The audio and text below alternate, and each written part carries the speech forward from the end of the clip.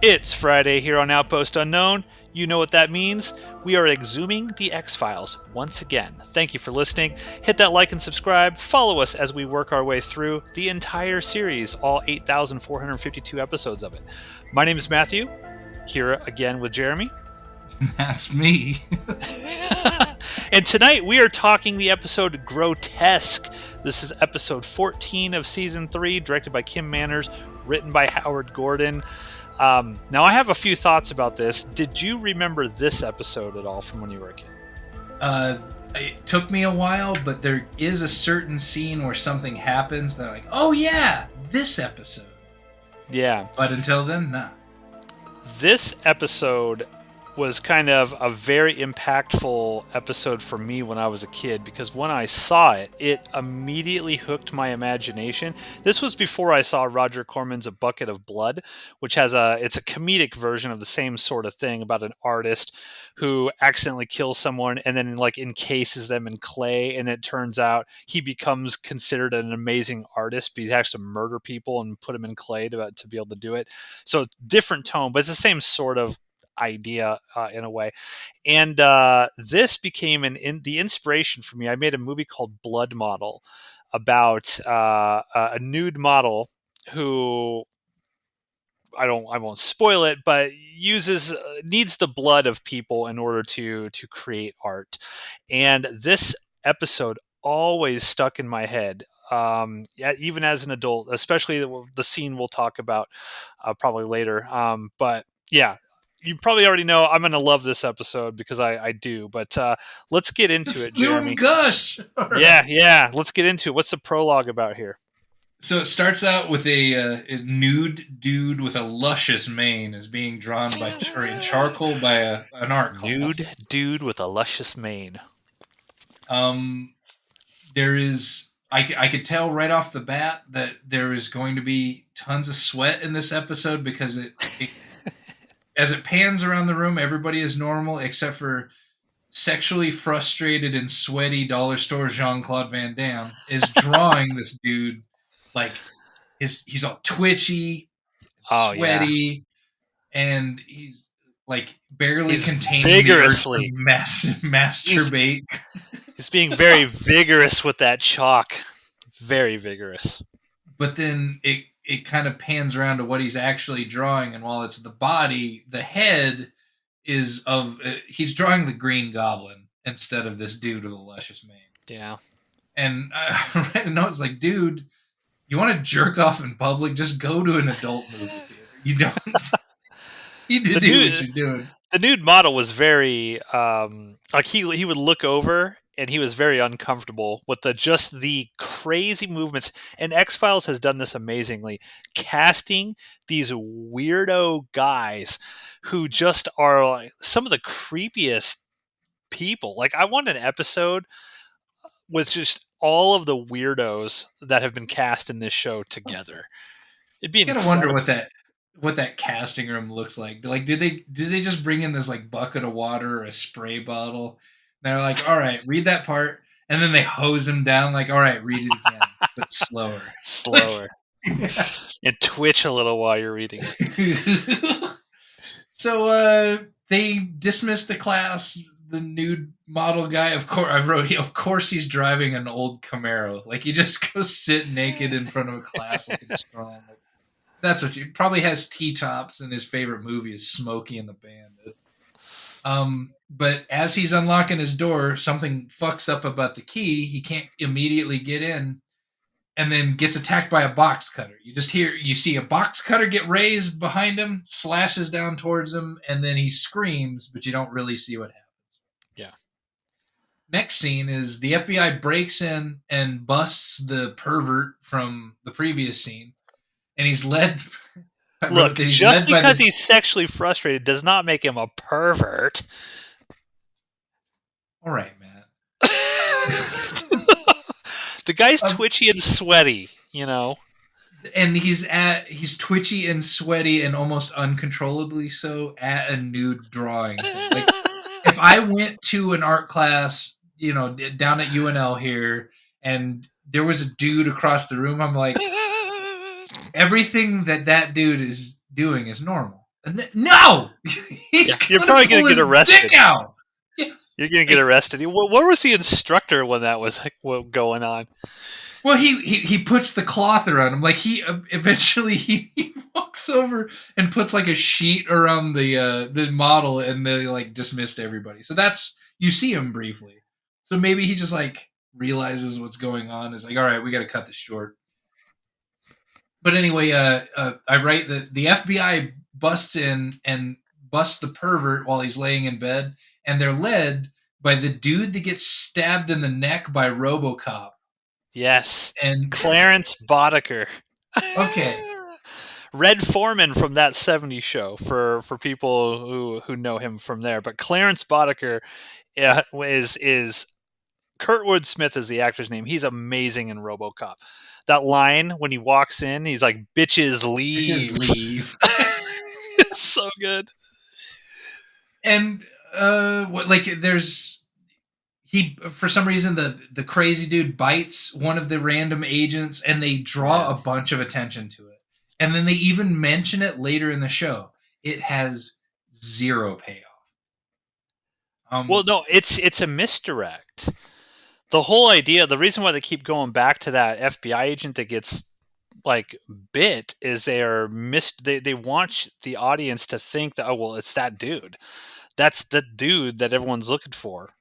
And then the rug's pulled out from underneath everyone. They're like, oh, the twist. We'll I'm get gonna there. be straight with you, Matt. The rug wasn't even underneath me. I never ever Okay. even slightly suspected that dude because he had 30 seconds worth of airtime in this whole episode. Yeah, Like if he's you in it very bump off, little. maybe. This opening scene is like almost 5 minutes long. This has to be one of the longest prologues so I did far in the write show. that it was real creepy when they first initially bust into the apartment because they flash to the creepy pervert guy's face. And the way he wakes up, his face and skin is so pulled tight over his face that he looks like Bishop in Alien 3 when Ripley woke him up in the junkyard. Like, watch this scene again. His eyes start rolling around, and he looks like kind of like he's wearing a rubber mask. I'm like, that's fucking weird, but I guess Huh. it was supposed to be. But anyway, they find a bloody box cutter in his art supplies underneath his bed. Then we get a title screen. Yeah. I love the opening. I think that it hits sort of everything that you need. It's almost like its own little self-contained story. It's like you get sweaty, according to you, sweaty pervert man doing his Right. thing, slicing up the model, the FBI coming and busting him and arresting him. It's like its own little self-contained story, which is not usually what we get. We usually get some sort of build up and then there's like a cliffhanger. Or some bullshit happens and Scully feels guilty about shooting an animal with a BB gun. True. But yeah, you said yourself, it was like a 5 minute long prologue. Like Yeah. it had the time to breathe and have all of Yeah. these stories. But it Yeah. was good. It gets you into what the story is. The cliffhanger wasn't it wasn't your classic like, okay, there's a UFO maybe around cliffhanger. Like it just what's happening next was definitely good. Yeah. So we find out that the dude that got arrested was an Uzbek man who was arrested for killing 7 people. They all died due to facial mutilation from massive blood loss. Like Scully is going over the file and she's reading it. Both eyes punctured, signature gashes from the mouth to the ears, and I'm like, why so serious? Yeah, that's what I thought as well. But they call that a Glasgow smile or something. Ugh. But they okay, so they go and talk to the dude in jail. They open the door. He has some aversion to light, so maybe he's a monster. Don't know. Um, they say that he's saying that a spirit possessed him, Yeah, and but they find out that some other dude had died in the same way while that guy was in custody. But which dude was it? I Like, don't think they show. Like, I think they just state, "Oh, somebody else has died," and we Oh, just kind of go past that, because then when Clarence Boddicker comes back in the picture, we kind of find out that he's like, well, we'll get there. I don't want to spoil it yet. so It's somebody unimportant, just to move the plot along. he as they're talking to this guy in a cell, he intimates that it's a demon that has possessed him that caused himself to do it, and the reason that he carves up people like he does is because when he does it that way, he sees a reflection of what the demon looks like in these carved up faces, Yeah. which pretty fucking creepy. It's cool. Like, I like that idea. Speaking of which, did you ever watch a show called Nip Tuck? Oh god, yeah, the first like 3 seasons, Yeah. did you ever, delicious. did you get to the Carver? Yeah, yeah, I did. Okay, I thought that was such a fucking great thing. I'm getting sidetracked. Anyway, go back. It just, the cutting of the That face and stuff like that is nobody reminding talk, me of the but Carver. well, nobody talks about Nip Tuck when they talk about television shows Oh, it's great. from the past 20 years. Yeah, that was a fantastic television show. There you But go, folks. After we're done with X-Files, Jeremy and I will go through oh Nip Tuck. god, that's a lot of horny to deal with me in that show. You're sure you're ready for it?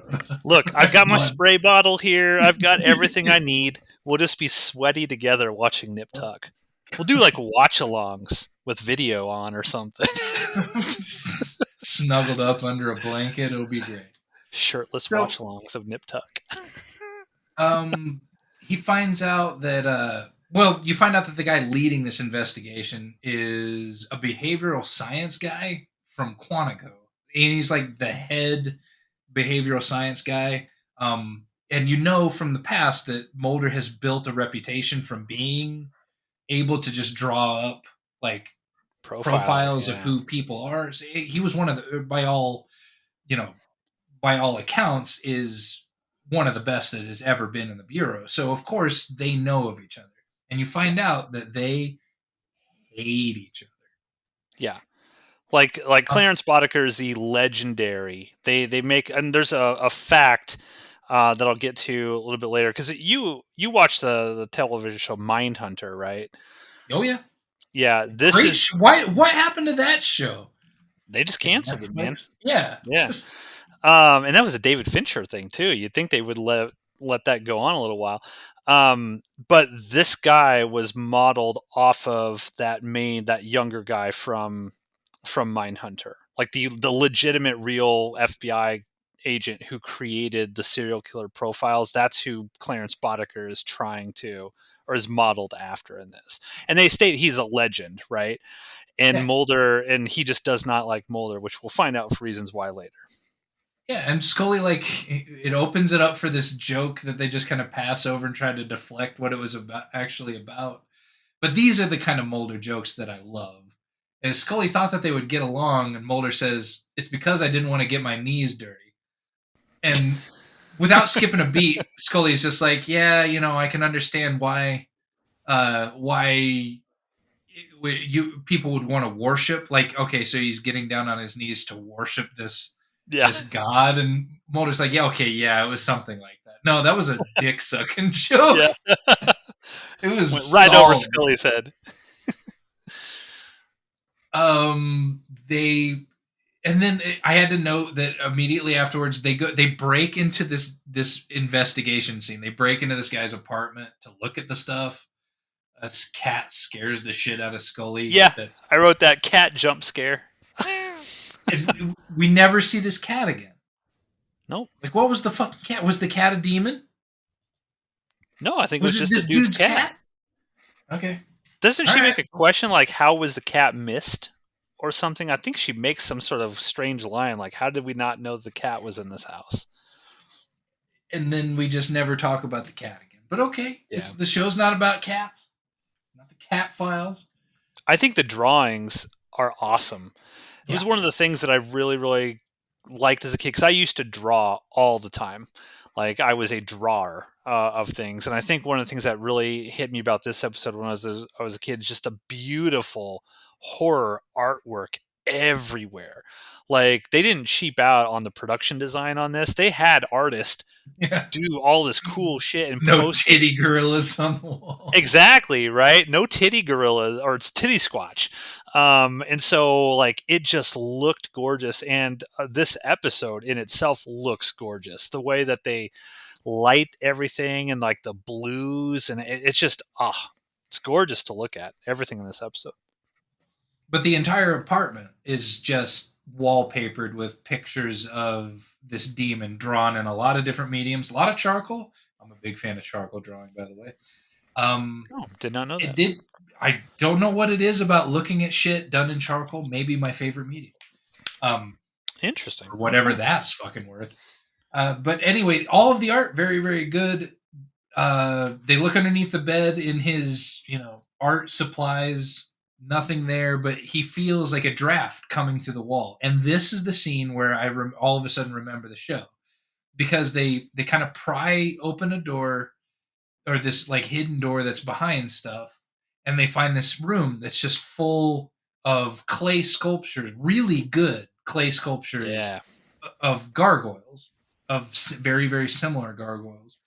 And for some reason, Mulder decides to like start touching one of them that's still wet, and he starts peeling the face off and realizes that the gargoyle sculpture is encasing a dead body of somebody that Yeah. had been carved up and murdered. And I thought it then was once he amazing started when I was doing a that, kid. when he Yeah. started peeling that face off, like, oh, it's this episode. Like, I started getting excited. It was such a cool scene and how they had to set it up. And they probably blew like half of their budget for the season to pay Yeah, somebody to do that. I certainly feel like this episode had a much, much higher budget than some of the stuff that we've seen. Just in the, I mean, it's not cheap to get all of this artwork. And it wasn't just one dude doing all of this art either. I mean, they had to No, have teams of people doing all of this stuff. I did make a note here, which I think is hilarious. Not because it was intentionally supposed to be funny, but when Mulder first walks into that room, Scully, it's like dark in that room, and Scully is waiting like outside, and she's like, "Mulder, what's in there? We need to we'll go get a flashlight or something." And Mulder's like, "I got a flashlight." He pulls out the smallest flashlight in the history of this show. Like, we talk about, they have these amazing flashlights that just shoot beams of light everywhere. This is like a pinpoint, like, it fit in flashlight. his pocket. Yeah, it's hilarious to me. But yeah, that moment when he pulls off, that is seared into my brain when I saw it as a kid. I just think it's lit so awesome, and the way he just pulls it, like, he pulls the clay apart just perfect. You could have really fucked that up. Like, if he wouldn't have done that properly, you could have blown the whole shot, and that piece of amazing clay art that somebody did, you got to let David Duchovny, okay, I'm not going to fuck this up. I'm going to get the shot in one take. It just looked so good. So good. It really, yeah. And you can't just reset that shot if he screws it Yeah. up. Like, not without pissing off an art guy that's gonna give you a bird full of cum. Oh. Oh, you want blood, do you? You want Yeah. blood in your birds? Yeah. Take cum instead. So and then it cuts from there to this kid who is in a glass blowing place. Like, he's heating up glass on the end of a stick. Dies in a suit. Well, it seems like he dies or he gets attacked in a really lame ass way, because for what budget they used in the art, they don't really show the carving of the knife. Every time you see the knife Right. involved or somebody attacked, it's like a knife raised over somebody's head being brought down, and that's it. Or somebody screaming off screen. Yep. And so Off-camera kills. Yeah. And so, but the kid survives, and Scully gets called into this hospital to, I guess, review the body or talk to the agents on site about what was going on. What do they know about it? Patterson, which is Bill, the behavioral science guy, he tells Scully, or he suspects Scully, or sorry, he tells Scully that he suspects that this Patterson dude brought Mulder in, though they hate each other. Patterson purposefully brought Skull or Mulder in order to figure out what's going on in this case because he's been Yeah. chasing this guy down for so long he doesn't know what's going on. He tells Scully this, and then it cuts to Mulder, who's in the Georgetown library reading about fucking demons. He has this Yep. really bad narration piece where he's talking about monsters. I was just like, It's a strange montage. It's the one scene in this episode that I feel doesn't work. It just feels a little goofy. Like I like the idea that Mulder is researching and trying to figure this stuff out, but I do think he jumps to the conclusion. I mean, maybe it's not even a big deal at this point in the show because he's always jumping to conclusions, but it seemed like a reach. and then he falls asleep in the library and gets woken up by Patterson. Like, what are you doing in here? Are you just wasting your time researching? He starts pointing at all the demon shit. Like, this has nothing to fucking do with it. You need to use your smarts to help me out to get this case solved. Like, just starts chewing his ass for going down the rabbit hole looking at demons instead of actually figuring out what's going on. I did make a quick note when Mulder is reading the books. There's blood on his shirt. Did you notice that? I He's did got a not. bunch of blood on. It would be on his sort of like right shoulder area. Nah, I didn't see that It's at just all. weird. But when he leaves that scene, like he stares at his reflection in a glass screen, and you see the demon not living like an unmoving statue of the demon. It looks like in the reflection behind him, and so you start getting this like, okay, is has Mulder been has the demon jumped from the Uzbek sweaty pervert to into Mulder? Is he doing this shit now? Yeah, because early on, the guy was like, or Mulder when he's talking to Scully about I didn't want to get on my knees or anything like that. He mentions that Clarence Boddicker basically is like, look, if you want to know your kind of artist, then you have to like look at the art. If you want to know how to catch a monster, like you have to become a monster yourself. And that's kind of the theme of this episode is Mulder starts descending further and further into is he in the head of this killer so much that he himself has become the monster. And This is where Scully goes to his room and finds it covered in gargoyles, I think. oh, back to his apartment. Yeah, Yeah. okay. And then, but Mulder in at that time goes back to the killer's apartment and starts looking through the charcoal drawings, and then falls asleep in his bed, which you know is just drenched in sweat. Yeah, and And come probably. yeah, you know I mean, he's how it goes. furiously masturbating there, Jeremy. It's okay. So Mulder falls asleep on the dude's crunchy mattress and gets woken up at 3:40 a.m. by some intruder. He doesn't see who he is. The intruder starts running away, so Mulder gives chase, ends up cornering him in, but can't see him. Corners him into some sort of room full of boxes, and X Files certainly does end up in warehouse rooms full of boxes from time to time. But he gets Yeah. jumped by a guy that has a box knife, and he gets like he loses. Slashed. What did I say? It looks like he gets jumped by a goblin because whatever it was, you don't get a clear shot, but he does have pointy ears. He Yeah. gets slashed. He doesn't get killed, but what is it? This reminded me of Irresistible. Do you remember when the killer in Irresistible when they would just show those quick shots of him in shadow, but he was like in full like devil demon form and you Yes, just saw it briefly? That's what this also seemed to be like. It's like when Mulder would look and just in the shadows you would see like, all right, is this guy wearing a gargoyle mask or is this actually like a demon gargoyle in physical form sort of thing? but he get well, and then he ends up in the hospital.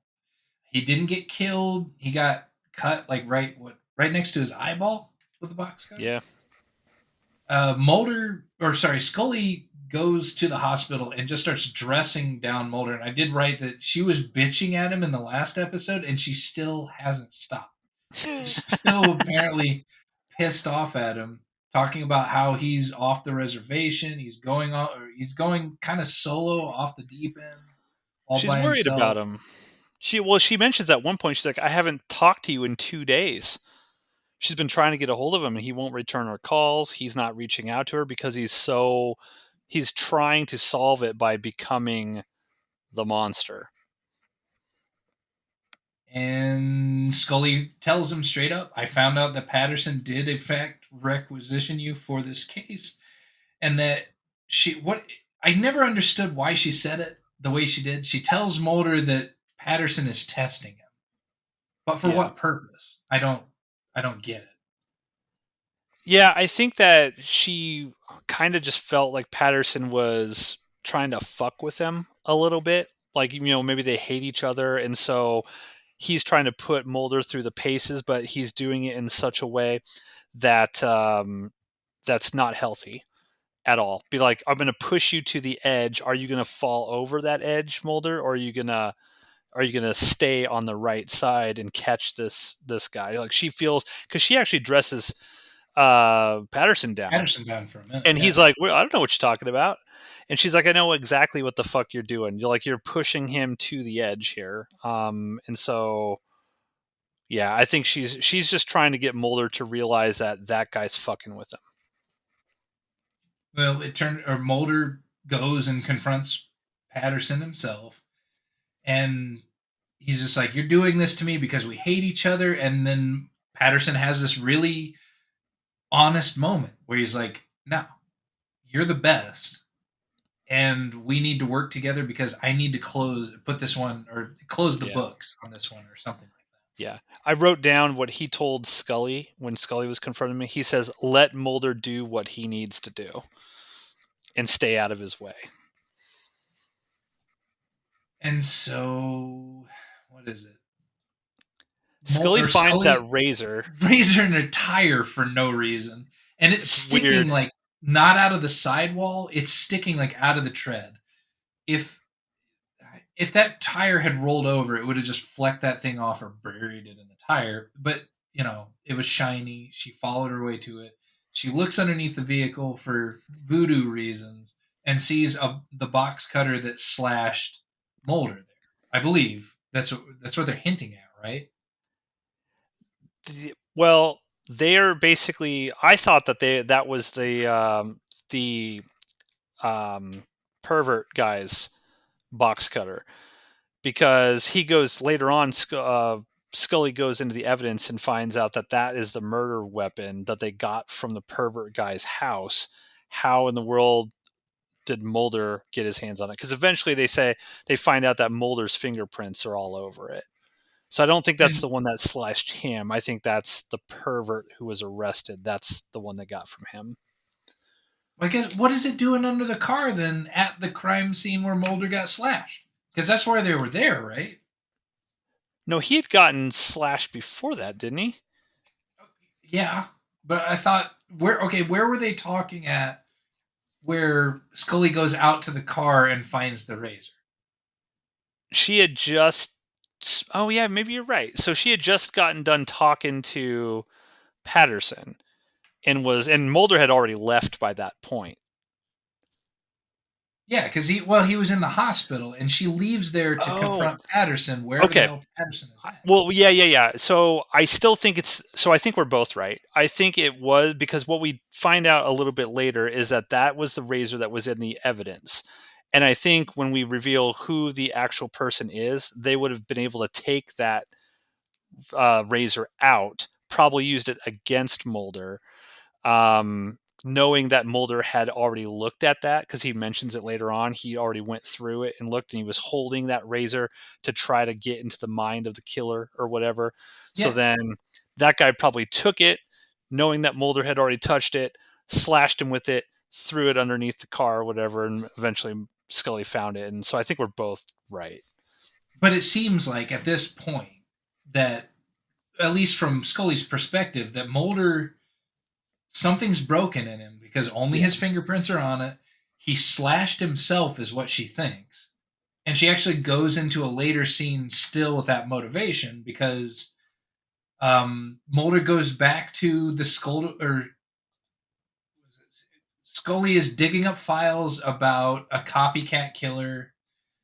Skinner finds her and grills her for a little bit about Yeah. whether she suspects it. She doesn't quite say it out loud, but she kind of does. Mulder has this nightmare about getting tackled badly by the and dry humped for a little bit by the demon, and then there was this flash where the demon became him and slashed him with Yeah. the box cutter. And so there's still that, okay, they're pushing this. Maybe Mulder cut himself. Maybe Mulder is possessed by the demon. So he goes back to the sculptor's secret lair. And I wrote in Well, here, he goes, go ahead. there's a scene before that though when Mulder goes to talk to the pervert.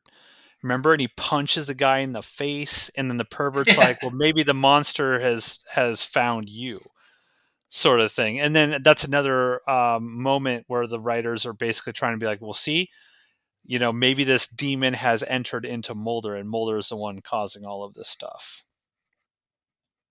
And so he goes to the apartment with the secret compartment and the sculpts to the worst music made in this show to Oh date. yeah, it It is bad. was I made a note of it as well. it was fucking terrible.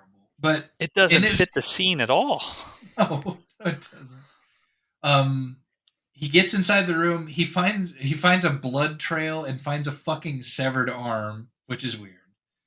Um, he starts looking around the room and he realizes there's a fresh sculpt there, and he starts peeling the face off of it, and it's the agent that got bit earlier in the episode, Yeah.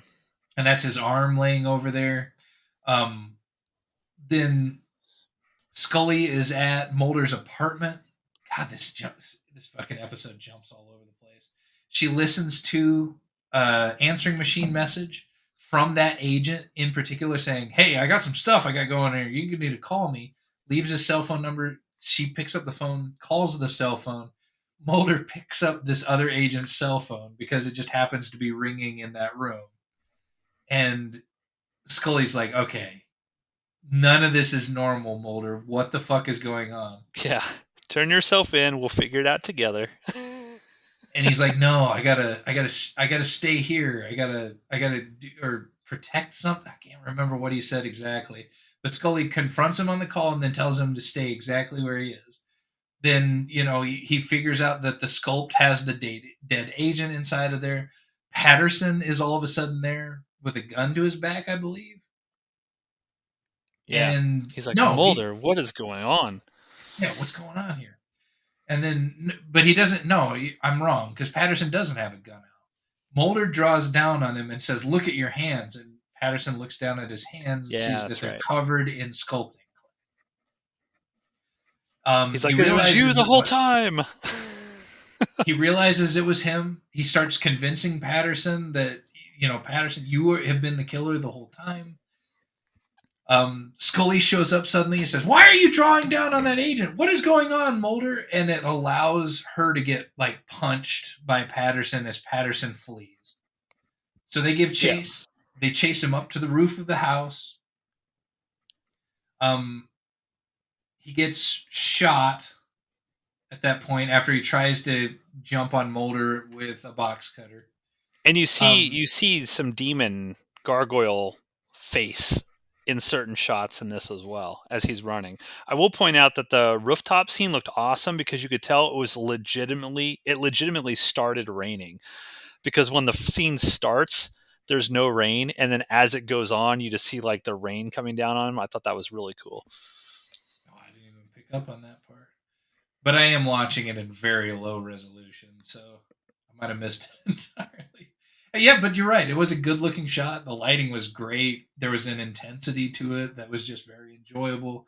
But then the guy gets shot, and they almost immediately say his pulse is strong, so Yeah, he didn't die like they Mulder normally didn't do. actually kill somebody. We can't have show Mulder killing an FBI agent. And so we get to this part where, and I wrote it down, they realize by the end of the episode that they cast Kurtwood Smith for an episode and completely failed to allow him to act the entire time. So they give him 5 seconds of yelling from his locked cell, and that is quickly drowned out by more of this semi lame, semi philosophical Mulder narration. And then the episode. Yeah. I did like the point when Mulder pulls the gun on him initially, when he says, like, it's been you the entire time. And it's almost like Kurtwood Smith didn't realize it until that moment, because he's like, look, that's why you had me get on. That's why you asked for me to be on this case to solve it, because you couldn't. You're so. It gets back to what Mulder said at the very beginning. Was like the guy was like trying to teach you. You have to become the monster to understand the monster. And they say that this guy had been hunting this dude, the pervert, for 3 years, and he just mentally broke when, after that investigation, and he started killing himself, but subconsciously he knew that Mulder could stop him.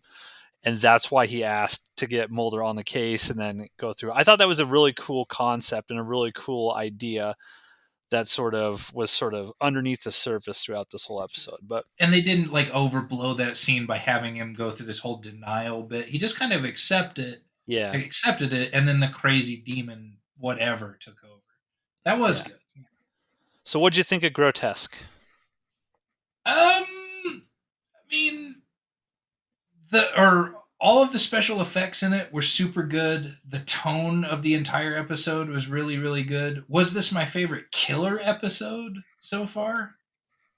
No, but I enjoyed it. I just wish they had, or that they allowed Patterson to do more than what he did, because Yeah. they do this with other actors, other actresses in this show, where they get a fairly big, comparative to what was going on in the X Files at the time, a fairly big name in television or movies or whatever, and they don't really do anything with them. The only example that we have is Brad Dourif, who they Yeah. let just run with it, and then the dude from the psychic episode, both the killer and the Yeah. kind of friendly psychic. They let those guys Clyde just Bruckman. walk all over the scenes, and it was delicious for it. But they don't really allow anybody else to do it. Yeah. Yeah, I That can makes see that. I can see that. but Um, solid episode. I'm not down talking it at all. Great episode. I love this episode. I think that I love the cinematography in it. I love the concepts and the ideas behind it. I fully agree with you in the sense that there are certain aspects of it that I'm like, why'd you drop the ball there? Like that music. I Oh, don't know. I don't know who made that dreadful. decision, because that was so bad. It just takes you out of it completely. I think that if I'm looking at it from a critical perspective, I think that there needed to be at least another sequence where it's clear to Scully that Mulder might be mentally sort of all fucked up, because it just feels like it. You go from that library scene where everything's still fine. Scully suspects nothing. And like almost the very next scene, suddenly she's like, I haven't talked to you in 2 days. Like I needed some connective tissue there. Like we should have gotten something of Scully trying to get a hold of him, trying to find him, asking around, has anyone seen Mulder? What's going on? We don't get that. It just jumps. But I can't deny the impact of all of the imagery that this has had on me. Like I love the sequence when he pulls the clay off the face, and I love all the artwork all over. I'm a sucker for horror/thriller stories that involve tortured artists doing crazy shit. Stephen King does a lot of that stuff in his books. The tortured writer and stuff, and all the horror that happens. I just like that stuff. So yeah, I love this episode. Season three's had some really good episodes. It's going to be hard to do like a top five for this, but I'd be Very. shocked. I'd be shocked if this wasn't in it for me, just because it affected me so much. I mean, I made a whole film that was inspired sort of off of this kind of idea and concept, called Blood Model. Check it out on Chills Down Your Spine. So yeah, I like this a lot. But let's talk about some fun facts. Grotesque was written by Howard Gordon, who conceived of the main story after he noticed stone gargoyles on a corner of a New York street he was walking down. The eeriness of the occurrence led Gordon to develop a tale involving possession by a gargoyle spirit. He wrote a draft script for this episode, but the weekend before production began, he had to completely rework it with the help of series creator Chris Carter. During those few days, the two overhauled the script to add more psychological aspects to the episode, and Gordon said he was very proud of the final product. The episode was directed by Kim Manners, who cited it as his favorite third season episode and praised David Duchovny's performance in the episode, saying, quote, "Duchovny drove himself and he was brilliant in that show," unquote. Manners also said of the episode, "I think Grotesque is a frightening show. I think it's a disturbing show, and I think that's why, for me, it's such a good show. We pulled it off, making the viewer feel uneasy. I even found it a difficult show to watch. Yeah, it was a pretty dark hour of television, and I would like to do more of those." To get inspiration, Manners played the soundtrack to the film Jacob's Ladder on repeat until his wife finally asked, "Do we have to listen to that fucking CD again?" Manners also theorized that this episode may have inspired Carter when he eventually developed the show Millennium, which premiered on Fox the following television season.